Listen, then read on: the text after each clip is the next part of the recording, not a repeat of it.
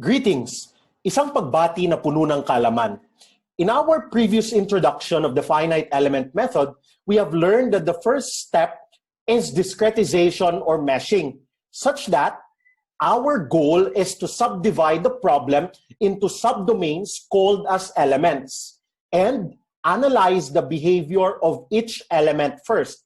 Our objective for this lecture, therefore, is to be able to look at the governing equations that describe the elements. In particular, we are going to relate stresses or forces, rather, to displacements.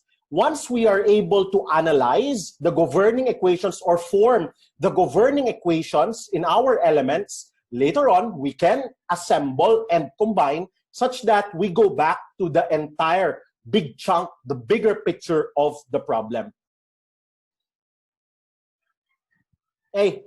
So as I have mentioned, our discussion will solely focus on one-dimensional element, in particular, rods or bars, and we'll start our discussion of the derivation of the element matrix by looking at these two elements over here, but we'll focus our attention first on members which are horizontal, and then later on we'll look at members which are inclined at some arbitrary angle.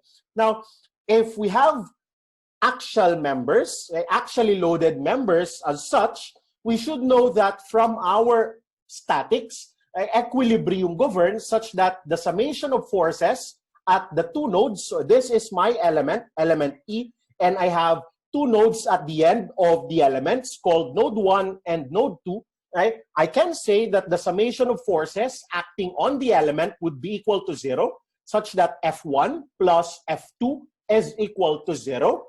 Then, mechanics of materials will tell us that the stress experienced by the element is equal to the force divided by the cross-sectional area of the element. And if we are observing the elastic behavior of the member, sigma is equal to E epsilon, where E is equal to the Young's modulus and epsilon is the strain, the axial strain in the member. And we have also learned that the axial strain is just equivalent to the deformation of the member all over or divided by the original length of the member. And the deformation of the member is equivalent to the difference between the displacement of node 2, which is U2, and the displacement of node 1, U1. Now, as I have mentioned, our goal is to relate your forces to displacements. And in finite element method, to be able to relate your internal forces to your displacements, we need to form what we call the element stiffness matrix. So how do we form the element stiffness matrix K? As we have mentioned from the definition of your axial stress, force is equal to area times the stress sigma, because sigma is just equal to F over A. And if we observe Hooke's law, we can say that sigma is equivalent to E epsilon, right? And just continuing from the definition of strain, I can say that the strain epsilon, I'll substitute epsilon as the difference of the nodal displacements, right, divided by the original length of the element. And from equilibrium, since I know I have mentioned that F1 is equal to negative F2, or F2 is equal to negative F1, I just multiply the previous equation by a negative number, by negative 1, such that, as you can see, I have just interchanged the difference of the nodal displacements. Now that I have obtained the forces in terms of the displacements, I actually have two available systems of equations that I can solve using matrix operations.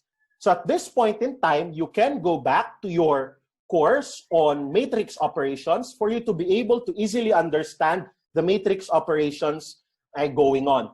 Now, I can convert this system of equations in matrix form as such, F1 and F2 is equal to, okay, so this is a 2 by 2 matrix wherein the first column represents the coefficients of U1 and the second column represents the coefficients of U2. And the first row will be for F1 and the second row will be for F2. Hence, this one, okay, will be the coefficient of U1 for F1. Okay? I just factored out AE over L in both equations, as you may see. Okay? And this -1 here will be the coefficient of U1 for the second equation, F2. And similarly, this one over here will be the coefficient of U2 for the first equation for F1. And this here will be the coefficient of U2 for F2. Then multiplied by U1 and U2. So this is now the matrix form of our system of equations. And what we have here is an element internal force vector at the left-hand side of the equation. At the right-hand side of the equation, U1 and U2 are what we call the element nodal displacement vectors. And at the middle portion is what we call the element stiffness matrix. The element stiffness matrix K is now how we relate the internal forces in the element to the nodal displacements of the element. So our goal is just to look at this. So this is the governing element stiffness matrix for an actually loaded member, wherein, again, our members are purely horizontal or the expected displacements are just in a single direction. So next, let's try to look at this example. I have an actually loaded member here.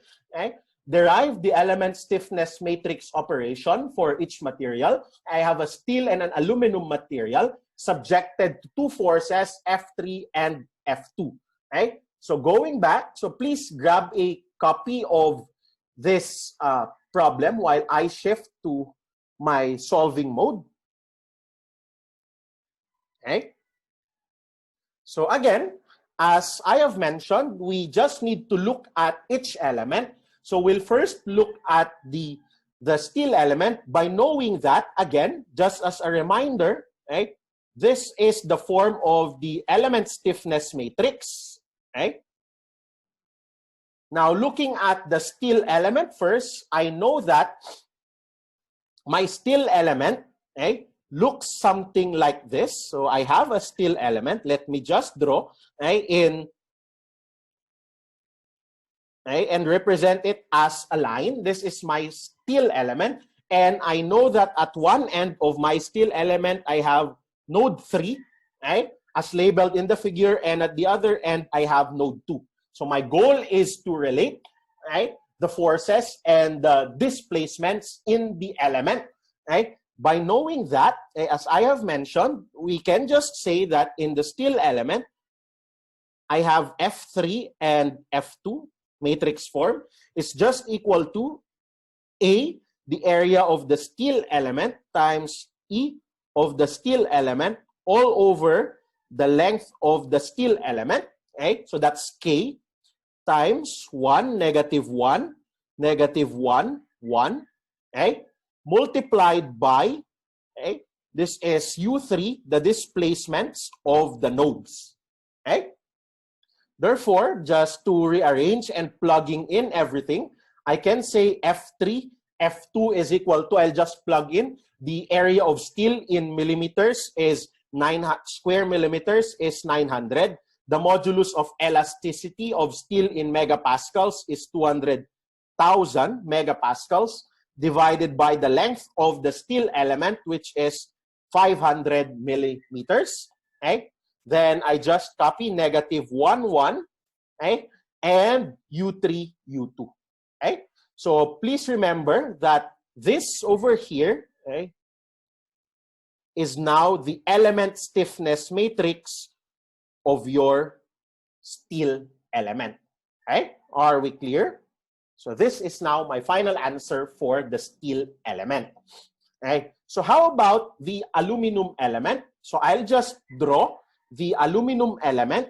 I know that the aluminum element, I'll represent it as a line, right? As a linear element, right? And I know that it is governed, it is labeled by node 2 at the left-hand side and node 1 at the right-hand side, right? Such that I can say I'll just copy, right? This is just going back to our governing equation, F2, F1 is just equal to A aluminum, E aluminum, all over the original length of aluminum times 1, negative 1, negative 1, 1, and this should be U2 and U1, right?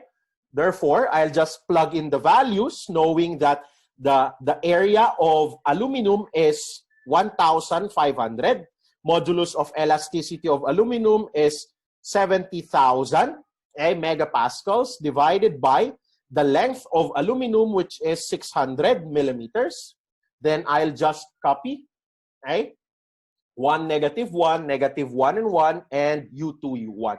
So again, I should know that this here, right, is the element stiffness matrix of aluminum, such that this is now my final answer in Newton per millimeter. Right? So that is the solution to the first example. Okay. Now, right? So these are the final answers, but I think in the slides it's given as kilonewton per millimeter. Okay, so that's how to derive the element stiffness matrix for members which are expected to displace in a single direction, in particular the horizontal direction. However, as promised, right, we will be dealing with trusses which are a combination of one-dimensional bar elements. However, some of the bar elements, as you can see in a truss, right, are positioned at arbitrary angles. Not all of the members are purely horizontal. Therefore, we can say that the elemental forces over here are, yes, you're correct, since trusses are made up of two force members, the forces are along the length of or along the direction of the elements only. Therefore, in the global axis, we can say that it has an X and a Y component, a horizontal and a vertical component. And similarly, the displacements, right, will also have in the global axis an X and a Y, right, an X and a Y displacement. So how do we analyze trusses or members with elements with or positioned at arbitrary angles? Right? So look at this, for example. I have an inclined axial element over here, and I can say, as I have mentioned, that my internal force, right, although along the length of the member, since that's a two-force member, the definition of a truss comprising a two-force member, in the global axis, I have node 1 and node 2, okay? And I have for node 1, F1x so along the global x-axis, and F1y along the global y-axis. And in node 2, I have F2x along the global x-axis and F2y along the global y-axis. And similarly, the element nodal displacement vectors would have components in the global x and y direction for node 1 and node 2. But before we would be able to come up with the global, right, the global axis of your internal force vector and nodal displacement vector, right, it's easier to rotate first the stiffness matrices or the force matrices and the displacement matrices as well, such that we look first at the local axis. When we say local axis, we are taking into consideration the axis along, right, the length of the element, right? Such that I can say, look at this, since I have a two-force member, I rotated my element using the local axis, right? Such that I have F1x, F1y, F2x, and F2y prime, all meaning all along the length of the element. And I have a stiffness matrix over here. Now look at this. I just increased the size of the matrices. How? Remember, go back. I have 1, -1, and -1, 1. However, for us to be able to incorporate the y direction, which is this axis, the local y direction, but I know that if I have an actual member, I know that the displacement and the deformation would just be along the length of the member, correct? And I can also say that F1y prime and F2y prime would be equal to 0 because two force members, meaning the forces would only be directed along the length of the member. Are we clear? So F1y would be clearly equal to 0 and F2y would be clearly equal to 0. Similarly, as I have mentioned, U1y and U2y along the local axis would be equal to 0 because these are axial elements. So the displacements and the forces are all along the local axis only. Therefore, going back, if you look at the column representing U1y, they're all equal to 0, right? And for U2y prime rather, they're all also equal to 0. So this is actually the same element stiffness matrix as before. We only increased and added zeros, right? And similarly, you can see for the second row, which represents F1 prime y, they're all equal to 0. And for F2 prime y, they're all equal to 0. So this is what we call the element stiffness matrix in the local axis or in the inclined axis. So our goal, this is the rotated stiffness matrix, is from this stiffness matrix, go back to the global x and y axis. Right? Well, let's try to derive that. Now, using your geometry, I should be able to obtain this relationship. Look at this. From your global x, from your global x and your global y over here, this is the global x displacement and the global y displacements. I should be able to convert or rotate the displacements from the global x to the global y, global x and global y to the local x and local y rather, using this relationship. And take note that phi is the measure of the angle from the horizontal, where counterclockwise is positive. So what I did, again, just going back to your geometry, what I did is I got the components. I got the components of the global displacements, x and y, and converted it to the local, local displacements over here, local axis. So kindly look at the geometry, kindly analyze the geometry. Now that I know the relationship of the displacements in the global and the local axis, in matrix form, and just looking and just relating, again, the local axis, look at this. I am converting this system of equations here into a matrix form.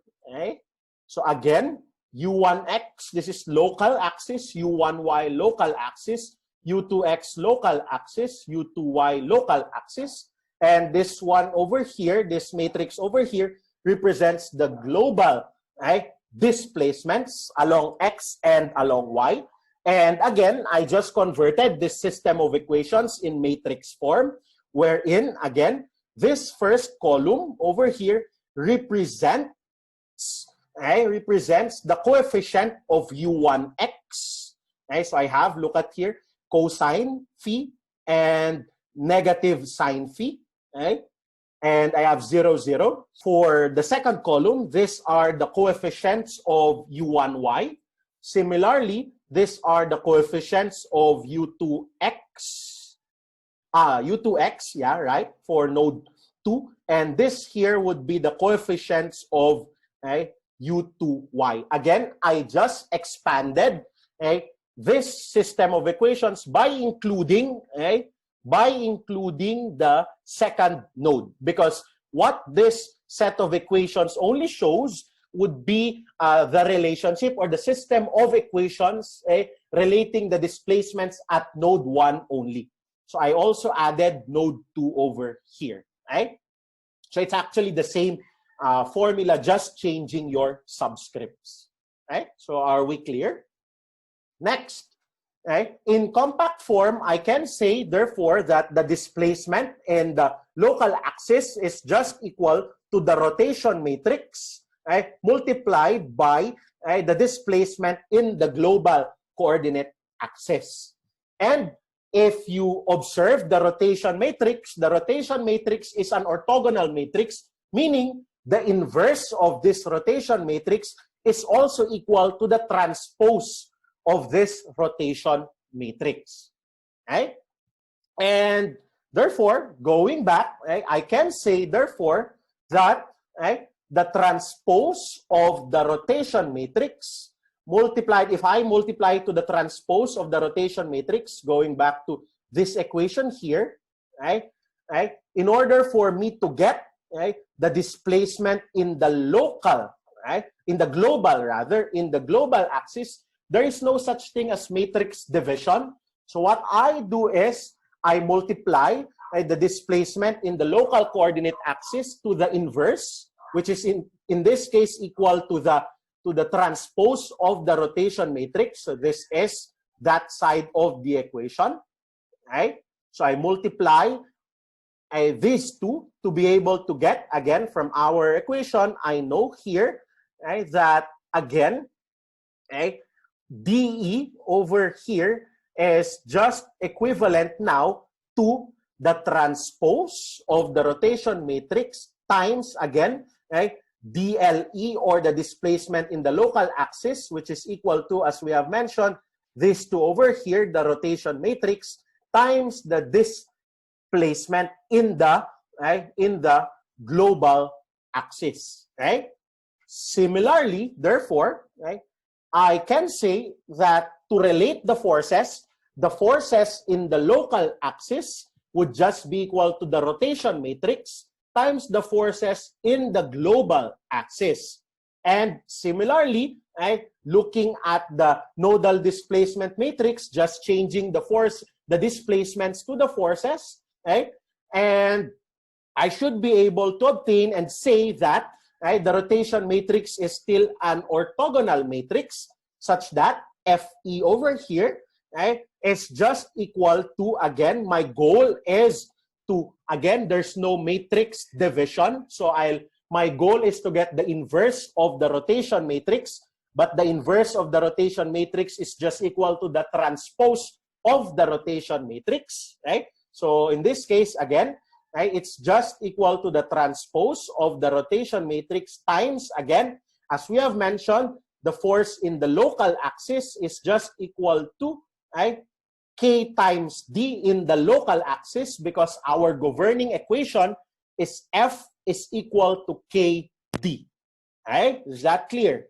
And again, going back, as we have mentioned, we can represent the displacement in the local axis as, going back here, the displacement in the local axis is equivalent to the rotation matrix times the displacement in the global axis. Therefore, look at this. What I have done is come up with a matrix that relates the force in the global axis, X and Y, to the displacement in the global axis, X and Y.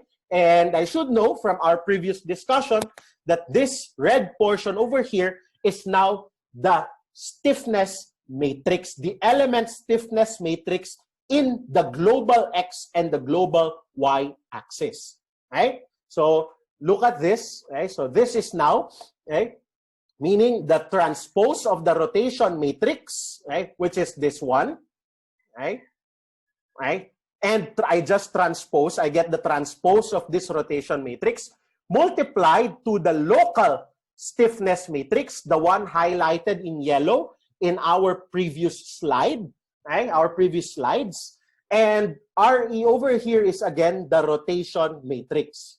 If I perform this matrix multiplication, I now have this element matrix in the global axis, right, for an inclined element, where C represents cosine phi and S represents sine phi. And again, phi is the measure of the angle measured counterclockwise from the positive x-axis, right? So are we clear? Therefore, what do these represent? What do these values represent? Right? The first column over here represents what? Right? The coefficients of what? Right? This represents the coefficients of u1x, right? And this represents the coefficients of u1y, right? Next, this represents the coefficients of u2x, and this column represents the coefficients of u2y all in the global axis, right? Let's try to look at this example over here. I have a truss made up of two members, and we're being asked to derive the element stiffness matrix for each axial member as shown, right? So please grab a copy of the figure, and please label, right? Do not forget to label the nodes properly given this labels in the problem. And again, don't forget that the length of member 1 is length L, and the horizontal distance from node 1 to node 2 is of length L as well. Right? So please grab a copy of this problem. Right? So while I shift to my solving pad, so using our derived element stiffness matrix from the previous slide, I can now analyze each element. Remember that the first element is the vertical element, okay, labeled as node 1 at the bottom and node 3 at the top. And the angle made by this member with respect to the horizontal, okay, is 90 degrees. Okay? And I can say now that once I substitute, okay, the angle 90 degrees to my element stiffness matrix, okay, one by one per term over here, I can say cosine 90, right, would be equal to 0 squared. So that's 0. Cosine 90 sine 90. Cosine 90 squared times negative 1. Cosine 90, right, times sine 90, right, and times negative 1. Everything will be in the first column would just be equivalent to 0. Therefore, this is just 0, 0. This is 0, and this is also 0 over here. Similarly, for the second column, I'll just substitute in the second column. This is 0, this is 1, this is 0, and this here finally is negative 1. For the third column, this is 0, 0, right? This is also 0 and 0. And finally, for the fourth column, right, one by one over here, I can say that this is 0. This is negative 1, right? The second point. Then I have 0 and I have 1, right? And of course, everything should be multiplied as shown here by A of the element times E of the element times the length of the element, okay? So what do these values represent? The first column would represent, okay, U1x. The second column, the coefficients of U1y. Then this is the third column, U3x, and the fourth column, U3y. Okay? So let's go to element 2. So element 2 is inclined at some angle. Okay? I know that the vertical height is L, the horizontal distance is L. Therefore, I can say that the length of the bar is square root of 2L. Okay? And by knowing this orientation, the angle made by the element with respect to the horizontal is 45 degrees. Okay? So I just copied over here at the right-hand side the stiffness matrix to serve as a guide. Okay? And I'll just substitute, okay, per part. Okay? I'll just substitute phi equals 45 to each part of my matrix. Okay? So I should get 1 by 1, I should get this should be 1/2, right? This is 1/2. This is negative 1/2, and this is negative 1/2. Similarly, okay, for the second column, once I substitute, I think I should get the same answer. Okay? Then for the third column, this is negative 1/2, negative 1/2, 1/2, and 1/2. And finally, for the fourth column, okay, this is the same as the third column if I substitute. Then I just multiply it by the area of the element, modulus of elasticity of the element divided by the length of the element, which is square root of 2L. Okay? And again, the first column would represent, if going back to our nodes, this is node 2 over here, and this is node 3 over here.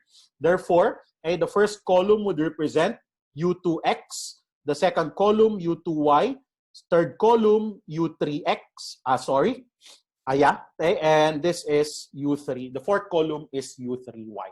Okay, so this would be the answers for example number 10.2. Okay, so we just go back to our previous slides and check that our answers are correct. So these are the answers, okay, for example 10.2, and it agrees and it conforms to our solved solved answers. So that ends our lecture on the assembly of the element stiffness matrix, okay? And our next lecture will be on the assembly of the global stiffness matrix. Thank you very much.